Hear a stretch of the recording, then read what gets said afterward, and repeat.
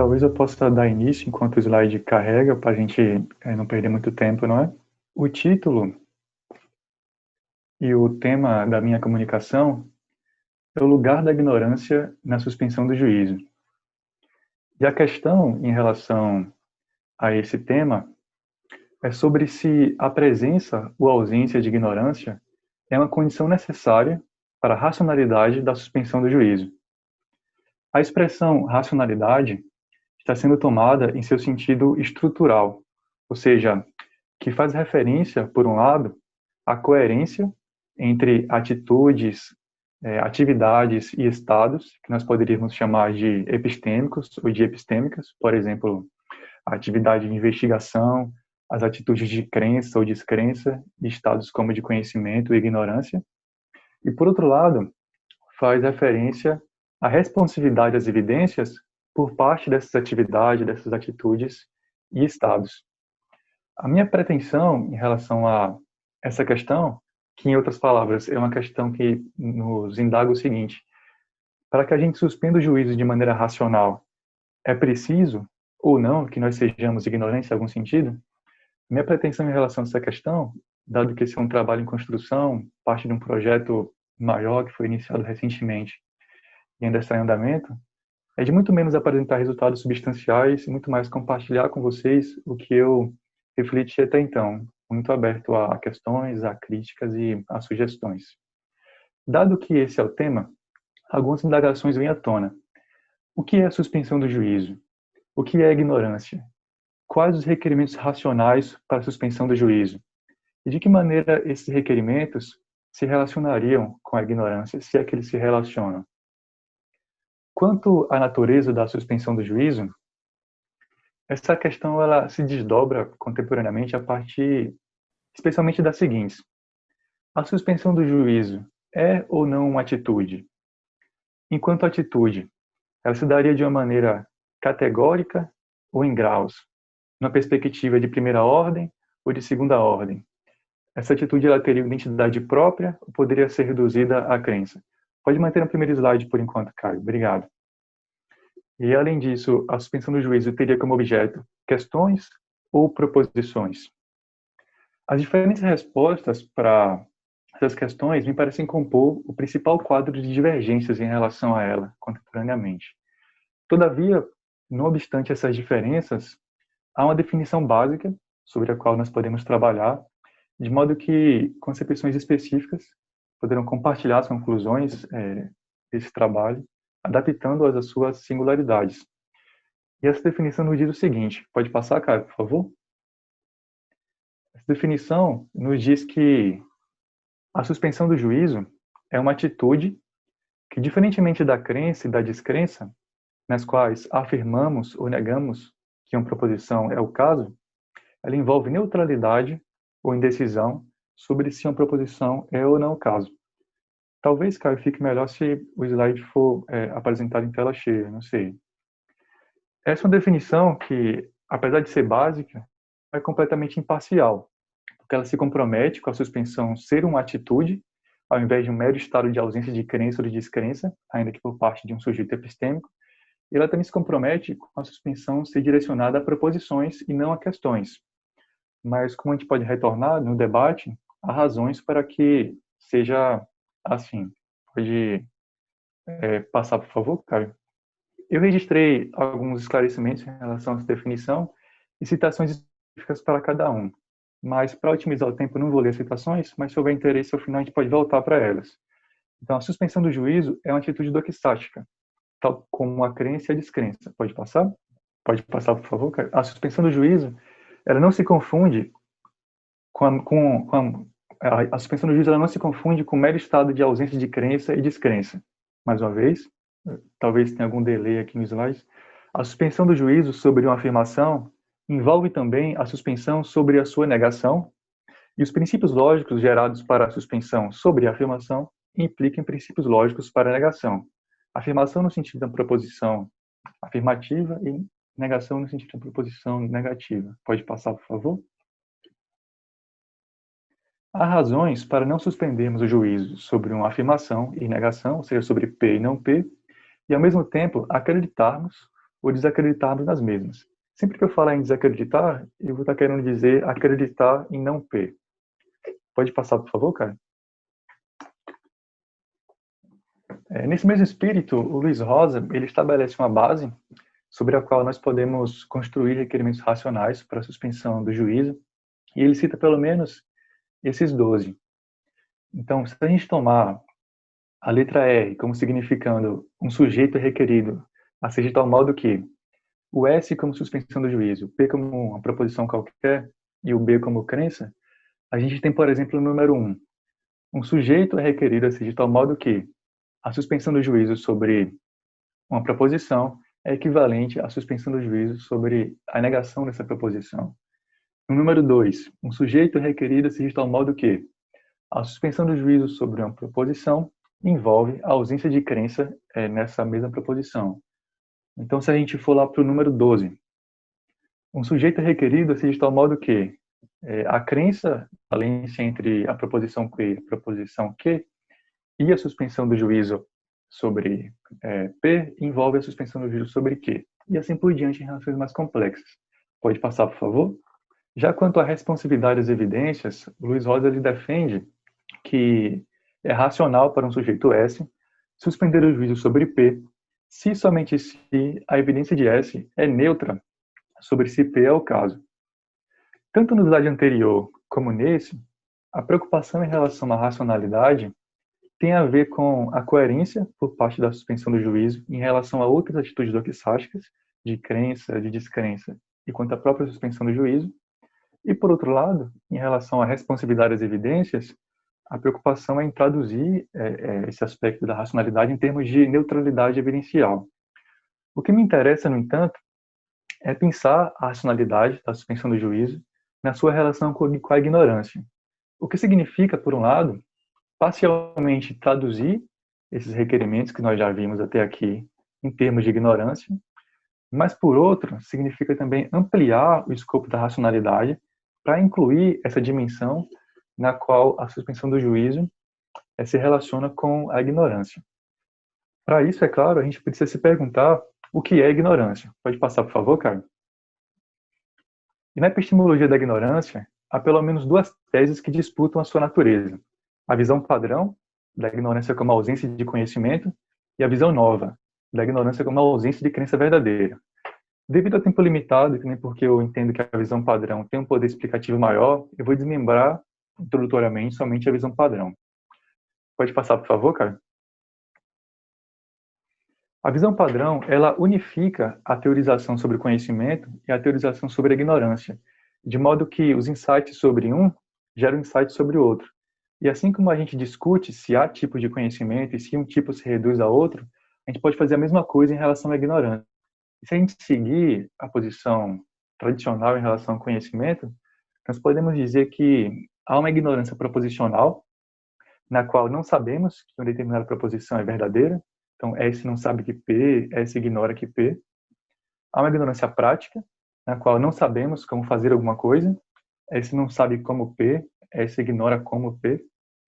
E uma ignorância por contato, na qual não sabemos algo no sentido de não estarmos tendo, não temos tido contato experiencial com a porção da realidade ignorada.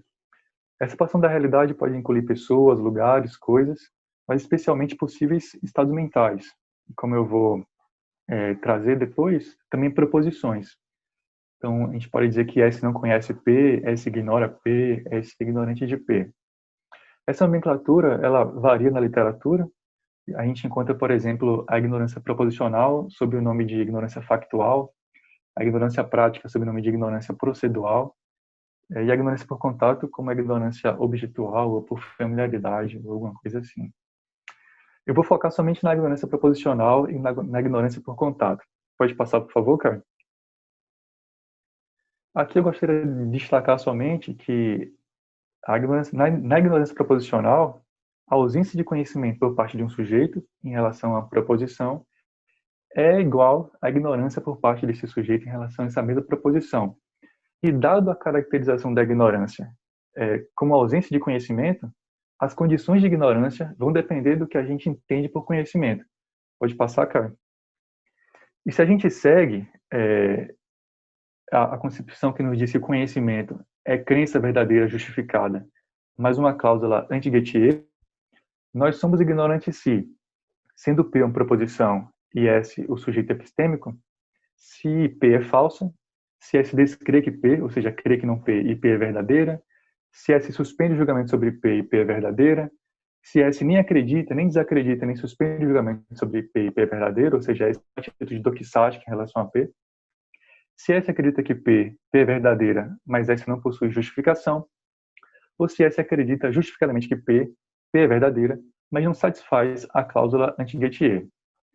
A condição número 1 ela é controversa porque é controverso se um sujeito pode ser ignorante de uma proposição, mesmo que ela seja falsa. Mas, devido ao tempo limitado, eu vou assumir isso aqui para fins de argumentação. Por que as condições de 1 a 6? Porque elas se referem a 3 dimensões dessa definição de conhecimento. A dimensão doxástica, que demanda a crença, a dimensão factível, que demanda a verdade, e a dimensão justificatória, que demanda essa justificativa e essa satisfação de uma cláusula anti-Gettier. De modo que, se qualquer uma dessas condições, de 1 a 6, for o caso, alguma coisa que é necessária para o conhecimento não estará presente. É claro que se a gente pensa conhecimento de outra maneira, a ignorância ela vai ser a ausência dessa concepção de conhecimento que for o caso. E talvez as condições de ignorância se alterem também. É importante que a gente distinga o conhecimento e a ignorância proposicional, que a gente acabou de ver, o knowledge e ignorance that, do conhecimento e ignorância por contato de proposições, knowledge e ignorance of. Nessa última opção, conhecemos ou ignoramos a proposição em si mesma, ou seja, aquilo que ela nos diz e a possibilidade de ser verdadeiro ou falso. Isso é, nessa ignorância, a proposição não está presente para nós, em nossa mente, nem disponível na nossa memória. Eu ainda não sei se essa é a melhor maneira de caracterizar esse tipo de conhecimento e de ignorância, mas eu coloquei aqui um exemplo de uma proposição. Existe um número perfeito ímpar. Nós conhecemos essa proposição, ela está presente na nossa mente, ela está disponível na nossa memória, mas o conhecimento que a gente tem não é proposicional, não é que a gente sabe que ela é verdadeira, ou que a gente sabe que ela é falsa. É um conhecimento por contato da proposição, da sua existência, nesse sentido dela estar presente para a gente. O Sócrates platônico, por exemplo, ele sequer tinha como conceber proposições do tipo o Windows é um sistema operacional melhor do que o Linux. Nesse sentido, ele ignorava a proposição, aquilo que ela diz, etc. A partir daqui eu me encaminho para a conclusão e vou tentar usar essa taxonomia para apresentar algumas das hipóteses normativas que eu tenho pensado sobre em relação ao lugar da ignorância na racionalidade da suspensão do juízo. Então, a primeira nos diz o seguinte, que a suspensão do juízo sobre P requer, para ser possível se realizar, que não sejamos ignorantes por contato de P, ignorance of, no sentido de uma ignorância da proposição em si, isto é, o que diz e a possibilidade da verdade e falsidade disso. Explicação. A razão para isso consiste no fato de que, para termos qualquer atitude quanto a uma proposição, é preciso que o conteúdo dessa proposição seja presente para nós ou disponível na nossa memória, e a suspensão do juízo é uma atitude. 2. A suspensão do juízo sobre P requer, para ser racional, que sejamos ignorantes que P, ignorance that, no sentido de uma ignorância proposicional, na qual não sabemos se P é verdadeiro ou falso. Explicação. Se conhecemos que P, a suspensão do juízo sobre P implica não somente incoerência, no sentido mais fraco, por estarmos suspendendo o juízo sobre algo que temos crença, mas também no sentido mais forte, que envolve o anterior, mas vai para além porque estamos suspendendo o juízo sobre algo que sabemos. A gente pode estender 2 para essa hipótese número 3, que nos diz que se a proposição Q implica obviamente P, a suspensão do juízo sobre P requer, para ser racional, que sejamos ignorantes que Q, ignorance that, no sentido de uma ignorância proposicional, na qual não sabemos que Q é verdadeiro ou falso. Essa hipótese número 2 e número 3, elas têm pelo menos 2 poréns. O primeiro é que, se ao tomarmos uma atitude doxástica em relação à proposição, a gente precisa... há uma demanda para que suspendamos o juízo, se nós não temos conhecimento, isso pode restringir demasiadamente o nosso campo de crenças e de descrenças, porque por melhores que sejam as razões para acreditar ou não em uma proposição, se nós somos falibilistas, é possível que ainda assim a gente não conheça a proposição. E se não há essa garantia, mesmo em condições com as melhores razões, talvez nós sejamos demandados a suspender o juízo. O porém, que é o que eu quero explorar, é que nós já vimos que há condições de ignorância nas quais a gente tem crença na proposição, o que gera um conflito entre dois requerimentos racionais. Por um lado, há um requerimento nos dizendo que a suspensão do juízo ela demanda ignorância proposicional, ela demanda ausência de conhecimento que P, mesmo que a gente tenha crença que P. E, por outro lado, há um requerimento que nos diz que é incoerente suspender o juízo sobre uma proposição se a gente tem crença nessa proposição. Pode passar, por favor, Caio? De imediato, a gente poderia pensar que uma solução para isso consistiria em selecionar as condições de ignorância nas quais o sujeito ele não tem uma atitude doxástica em relação à proposição. E nesse caso seria a número 1 e a número 4. Ocorre que, do fato de não termos uma atitude doxástica em relação à proposição, isso não implica que a gente deve suspender o juízo sobre ela. Se formos ter uma atitude doxástica, é possível que, num determinado contexto, o mais adequado seja que a gente acredite ou não acredite nela. A chave para poder solucionar essa tensão, esse conflito, a meu ver, está em traduzirmos essa ausência de conhecimento em termos de ignorância evidencial, ou uma ignorância de justificativa, que estou tomando aqui como coisas equivalentes. E essa chave ela pode ser descrita da seguinte maneira, eu acho.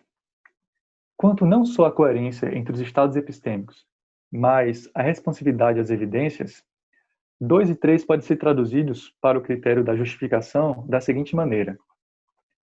Pressupondo as condições de ignorância nas quais o sujeito não tem atitude doxástica sobre P, e o requerimento 1, que demanda que não sejamos ignorantes por contato da existência de P, a suspensão do juízo sobre P requer, para ser racional, que sejamos ignorantes para crer que P.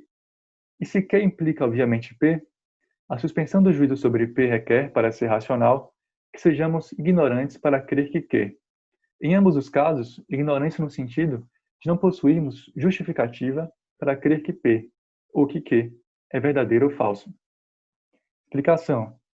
Se estamos justificados em crer que P, ou noutra proposição que implica obviamente Q, é incoerente suspendermos o juízo sobre P. Há razões para crermos em P, não suspendermos o juízo sobre P. Eu coloquei uma observação.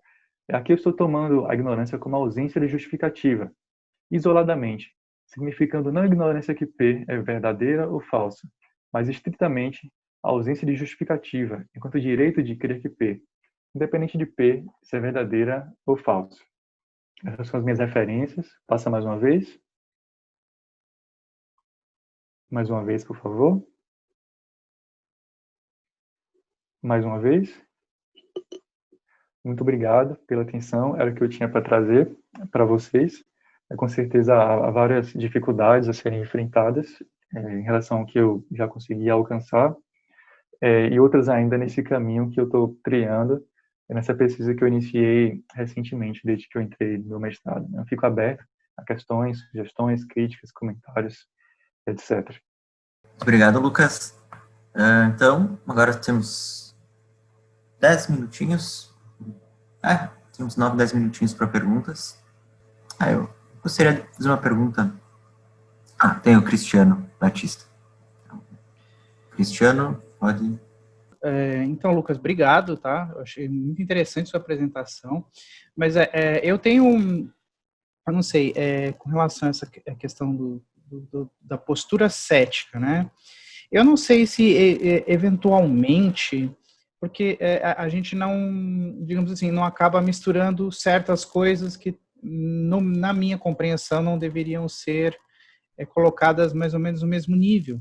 E não que a gente faça isso de maneira direta, mas parece que implicitamente a gente acaba colocando a postura epistêmica meio que no mesmo patamar de crença, né?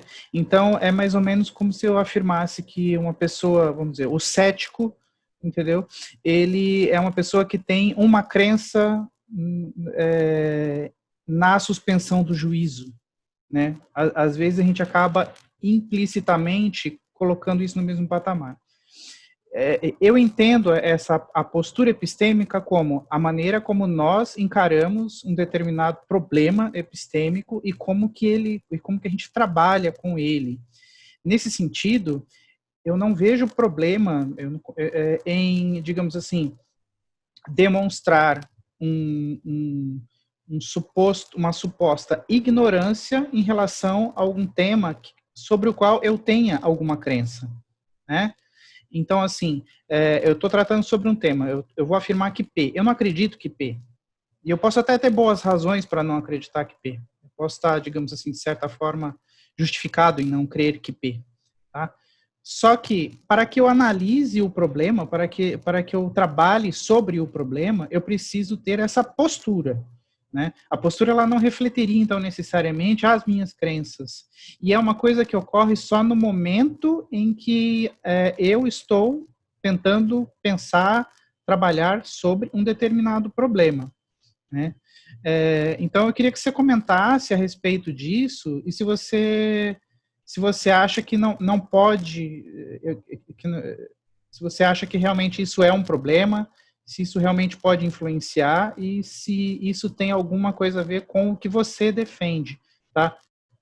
Meio que essa mistura que a gente faz entre postura epistêmica e crença em P ou não P. Obrigado. Obrigado, Cristiano, pelos seus comentários e pela sua pergunta. Eu fico desconfiado quando a gente se refere ao cético, porque eu nunca sei exatamente do que ou de quem nós estamos falando.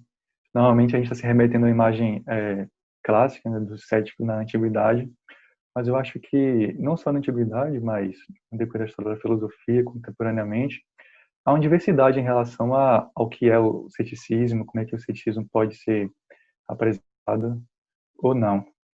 Mas eu diria que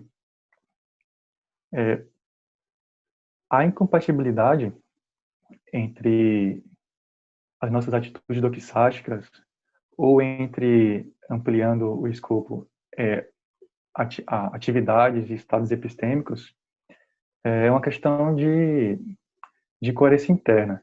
Então, não me parece haver incoerência em abordar um determinado assunto, analisar esse assunto, etc., ao mesmo tempo em que eu tenho uma relação de ignorância com esse assunto. Por exemplo, voltando àquela proposição, existe um número ímpar perfeito? Eu conheço o que essa proposição diz, mas eu sou ignorante em relação a se essa proposição é verdadeira ou falsa. Mas mesmo ignorante dessa verdade ou dessa falsidade, eu posso investigar essa questão, essa proposição, posso analisar essa proposição. Não me parece haver incoerência nenhuma nisso. Mas haveria incoerência, por exemplo, se, sendo ignorante em relação a essa proposição, no sentido de que eu não sei se ela é verdadeira ou falsa, eu acreditasse que ela é verdadeira. Porque eu estaria acreditando que a proposição é verdadeira na ausência de evidências suficientes para isso. E aí eu acho que é nesse sentido que eu começo a misturar atitudes doxásticas com estados epistêmicos ou atividades epistêmicas. Porque a ignorância, ela seria um estado epistêmico, enquanto que a crença ou a descrença seria uma atitude doxástica, assim como a suspensão do juízo também. E aí eu começar a pensar como é que essas atitudes doxásticas de crença, de descrença, no meu caso aqui em especial, da suspensão do juízo, pode ter uma relação de coerência e também de responsividade às evidências, pensando em relação a esse estado de ignorância. Eu não sei se eu consigo entender bem qual que é a sua inquietação, a sua questão. Se você tiver um esclarecimento, eu posso tentar fazer mais comentários. Mas eu acho que em alguns sentidos a gente pode correlacionar essas coisas, misturar elas, por assim dizer. Em outros sentidos, não. Acho que tem alguma coisa aqui no comentário. Nós temos uma pergunta, não é uma pergunta, um comentário. André Neiva escreveu: uma das motivações para o bayesianismo impreciso, usar a probabilidades imprecisa para modelar estados doxásticos é justamente casos de incerteza mais severa nas nossas crenças, muitas vezes por evidência precária. Uma ideia seria ver como essa literatura poderia te ajudar. Muito obrigado, André, pela sugestão. Com certeza eu vou fazer isso. Inclusive, eu pude participar do seu mini curso sobre teoria da decisão e já está no meu horizonte, assim, utilizar algumas das coisas que você apresentou para a gente, que você vem trabalhando. Eu não pude incluir ainda essas coisas né, nessa minha apresentação, porque eu ainda preciso passar a trabalhar com elas, absorvê-las na pesquisa, mas eu vou fazer isso com certeza. Muito obrigado novamente. Temos mais perguntas. Eu tinha uma pergunta no início. Tem veganismo também. Não seria de considerar, em vez de sempre verdadeiro e falso, como algo bem rígido, que parece, em termos de crença, como total certeza de que P, total certeza de que não P? Seria para considerar tipo uma suspensão de juízo como algo, se for considerar falso 0 e verdadeiro 1, considerar tipo 0.5, tipo, não tenho a menor ideia. De certa maneira, se eu tenho algo que vai mais se aproximando de 1, eu vou criando mais confiança. Porque penso que a maioria das crenças que eu utilizo para viver minha vida, não tenho certeza. É algo em torno de 0.98, 0.9. E nós vemos muitas pessoas que, digamos, têm muitas razões para ter uma crença e elas não têm certeza, elas têm dúvida da própria crença, tipo, sábio, Sócrates, por exemplo. E muitas pessoas assim que não tem tudo que é razão para não ter a crença que elas têm e tem uma convicção enorme. Então, porque eu pensei, às vezes, em vez de pensar dessa maneira binária, verdadeiro e falso, porque uma coisa, por exemplo, Paris é a capital da França, é verdadeiro e falso, é uma coisa objetiva, mas quando fala em crença, uma representação do mundo, me parece que é muito, de probabilidade seria bem útil para ver essa parte da suspensão.